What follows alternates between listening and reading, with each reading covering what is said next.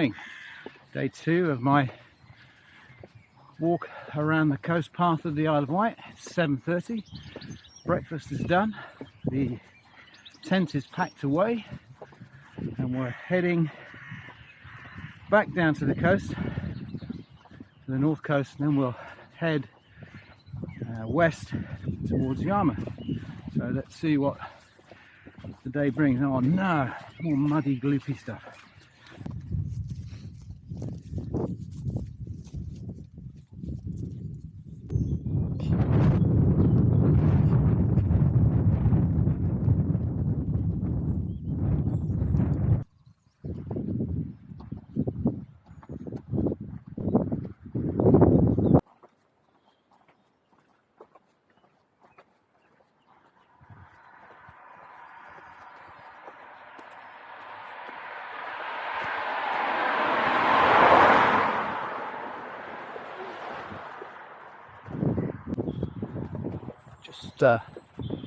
Just saw a red squirrel.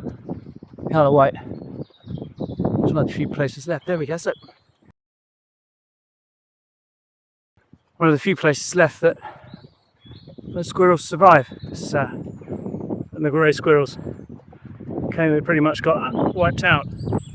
Lovely. See one of those. So I was a kid.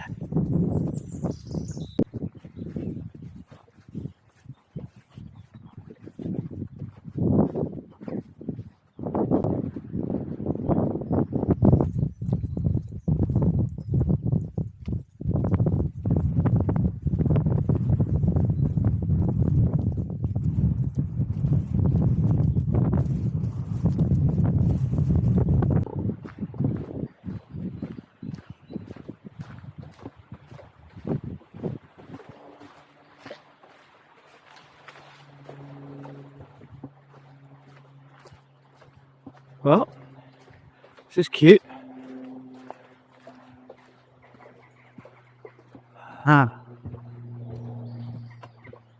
Nice.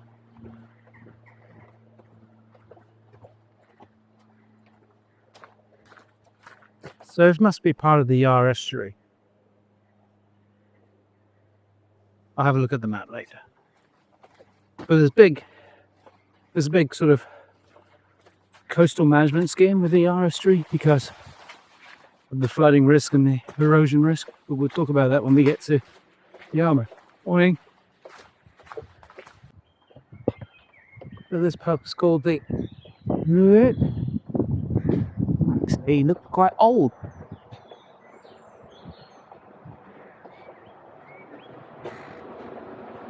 I bet it wasn't got back to tell me 9:30 in the morning. Have they stopped and not booked it to their door?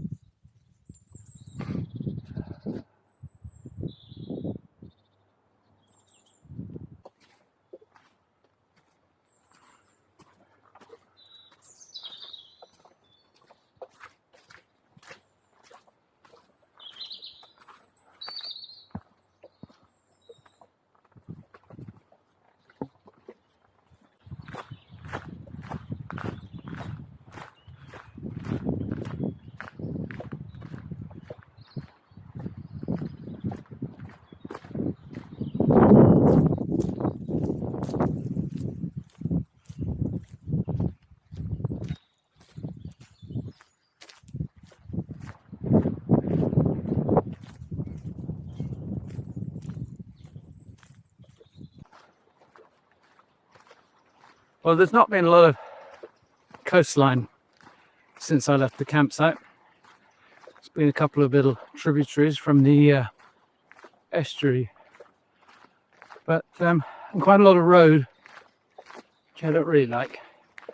But I have to say, there is something really rather lovely about just walking through these forest tracks, and there's nobody here, just the birds singing.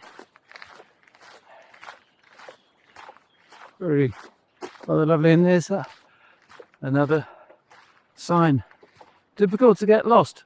Shouldn't say that, but very well signposted coastal path. Very well signposted. I think it's about coffee time.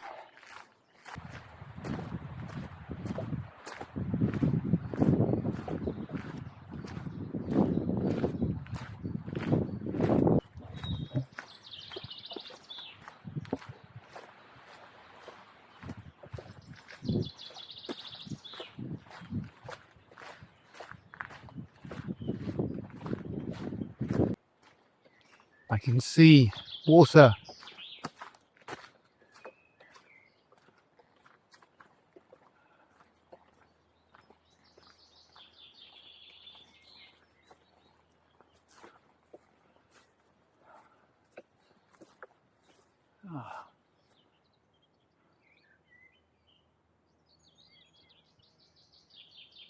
That's worth the work.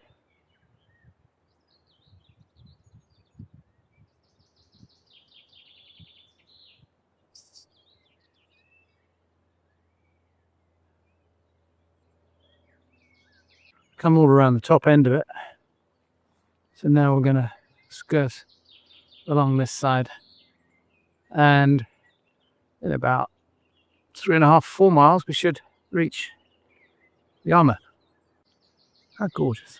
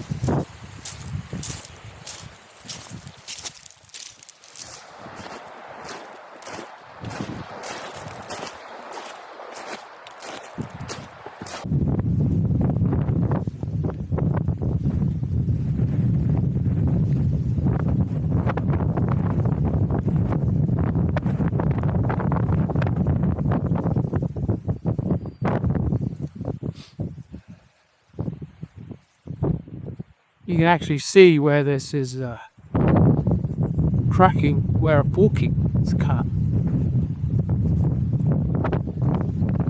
It's going to go pretty soon, so the path will have to keep moving.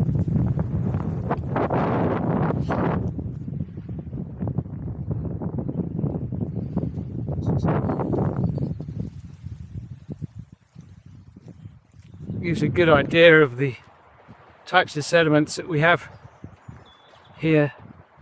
The formations, young, easily erodable, and from the tertiary period. Very different to the other side of the island. All this rain obviously saturates the ground, and the soft soils just slide away on top of clays. Yep, there's another one.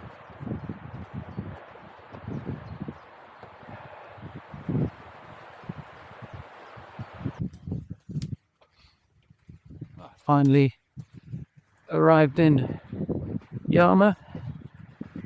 Bath has a very long road section coming in, which isn't that pleasant, I've got to be honest.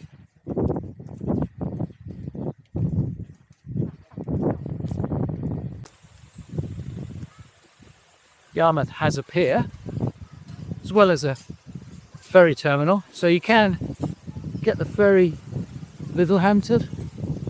This pier is a wooden one, and I think it's probably the longest wooden pier in the country. But so let's just check it. Has no real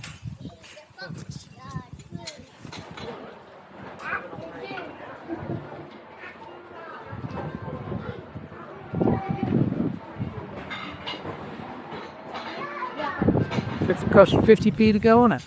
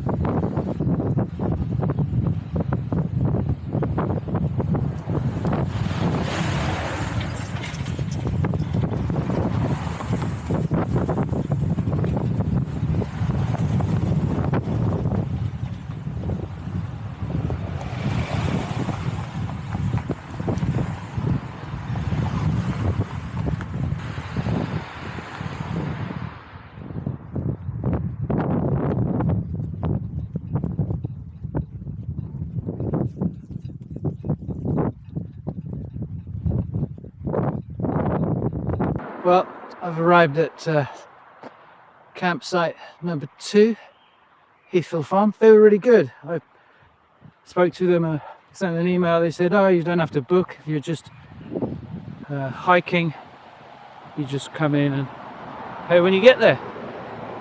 Hope I get a nice flat bit.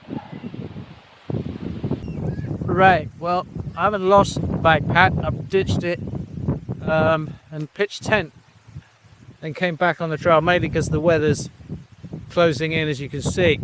But look in the distance across the Solent. This is really the entrance into the Solent here, the Western Solent. You got Hurst Castle over there and Hurst Spit, which really narrows the entrance. We're just about to go along here to well, this is Colwell Bay, so we're going to head along the coast still then.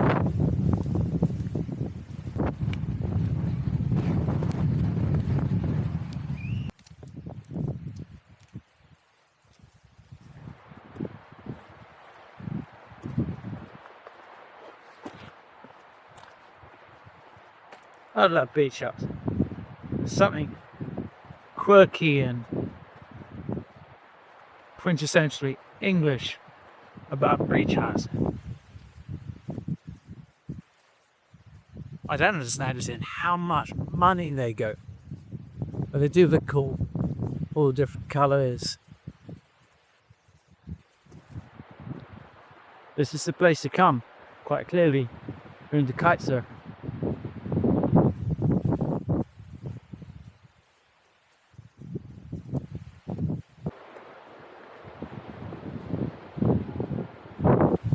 You get a full force of the prevailing southwesterlies that the UK is blessed with. Call it blessed. Depression after depression, after cold front, after warm front.